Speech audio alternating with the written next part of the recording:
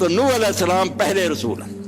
اللہ کہتا ہم نے نوح علیہ السلام کو ان کی قوم میں بھیجا تو انہوں نے کہا ہے میری قوم اللہ کی عبادت کرو، اس کے سوا تمہارا کوئی الہ نہیں.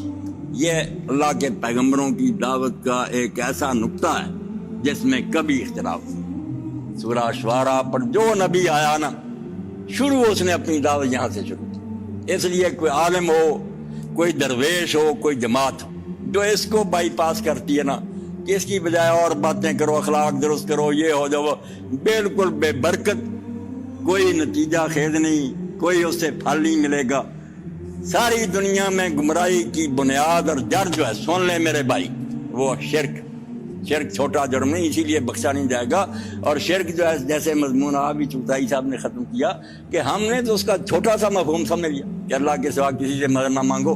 اس لیے سمجھ میں نہیں آتا کہ نبی یہاں سے کیوں سٹارٹ کرتا کہ اللہ کی عبادت کرو، اس کے سوا تمہارا کوئی الہ نہیں. دو ہی باتیں اس کی ہوتی ہیں ہر صورت میں. اور وہ سمجھتا کہ فساد کی جڑ جو ہے نا یہی ہے کہ ان لوگوں کا یہ عقیدہ درست نہیں رہا.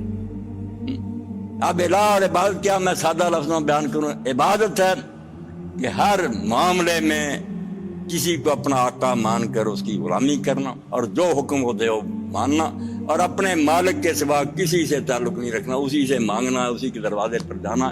دو چیزیں آ جاتی ہیں، پوجا بھی اسی کی، ادب تعظیم سجدے وغیرہ اسی کرنے، اسی کی نیازیں دینی، اور ساتھ حکم بھی اس کا ماننا. یہ حکم والا حصہ چھوڑ جاتے ہیں کہ نمازیں پڑھتے ہیں، روزے رکھتے ہیں، یہ کرتے رہیں، بعد میں جھوٹ بولیں، حرام کمائیں، بے انصافیاں کریں، دنیا کو لوٹ لیں. یہ بات تو ہم کر رہے ہیں، بالکل جھوٹے. عبادت کے دو شعبے ہیں، پرستش اور اطاعت. پوجا بھی اسی کی کہ نظر نیاز دینی اسی کی دو، مدد اس سے مانگو، سجدے اس کو کرو، اس کے دربار میں حاضری دو.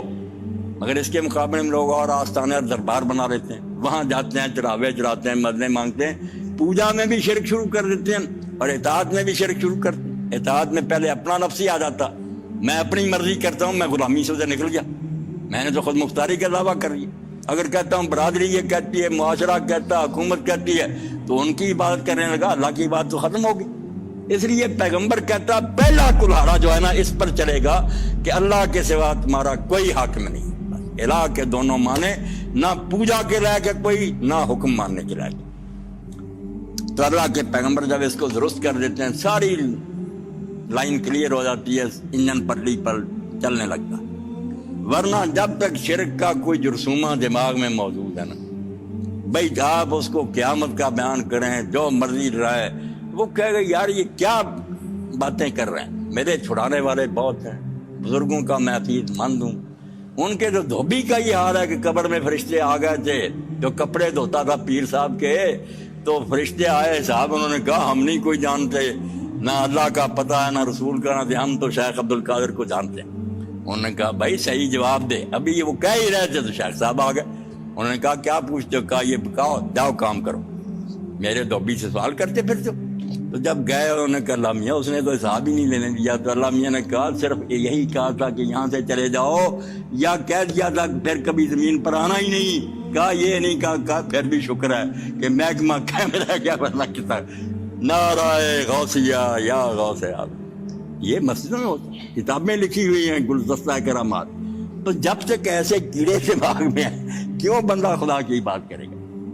عبادت پر تو اس وقت آمادہ ہوگا جب پتہ چل جائے گا بچاؤ کی کوئی صورت نہیں، کوئی وہاں امداد کے لیے نہیں آئے گا، کوئی سفارش نہیں ہوگا، میرے اپنے عمل ہوں گے، ورنہ جہنم ہی جانا.